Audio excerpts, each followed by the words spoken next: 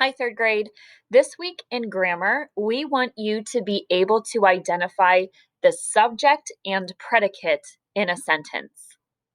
Every complete sentence must have two parts, a subject and a predicate. What else do all sentences must have? Hopefully you remember that every complete sentence must start with a capital letter and it must end with some sort of punctuation.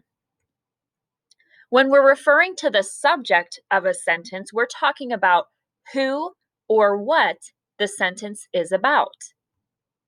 Look at these examples. The big dog was barking. The subject here is the big dog. That is who or what the sentence is about. Mom and dad are home. What's our subject? Mom and dad. Her family is moving. What's our subject? Her family. Let's look at these examples and see if we can underline the subject of the sentence. Barry and Tia are friends. Who is the sentence about? What should we underline?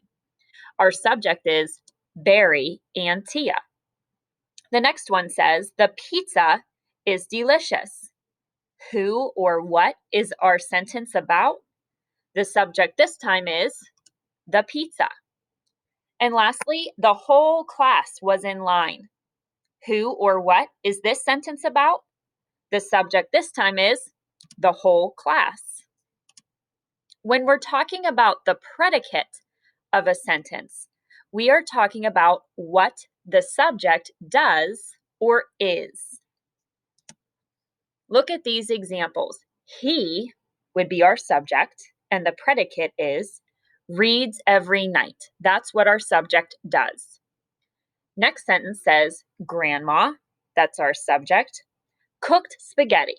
That's what she did. Last one, we drove to California.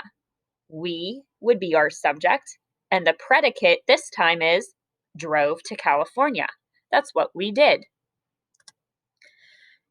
Here's a hot tip hint for you. The predicate of a sentence always starts with a verb, whether that verb is an action verb, a linking, or helping verb. Those are like our sneaky verbs that we've talked about, like is, are, was, were. So let's look at these examples and try to identify the predicate. Again, the predicate is what our subject did. The water felt ice cold. Well, you should be saying to yourself in that sentence, the subject is the water. Now, what did the water do? Our predicate is felt ice cold. Look at the second one there. Jackson sung a solo. Our subject is Jackson, but our predicate, what he did was sung a solo. And lastly, they took a long lunch break. Our subject would be they, but what did they do? Our predicate is took a long lunch break. Let's look at these examples, and the directions say to put one line under the subject and two lines under the predicate. The first sentence says, he ran to answer the door. What is our subject of this sentence? Who or what is the sentence about? Hopefully you know it's he. What did he do? Our predicate is ran to answer the door. The second sentence there says, the old car needs tires. What's our subject? What's our sentence about? Hopefully you see the old car. Now, the rest is the predicate.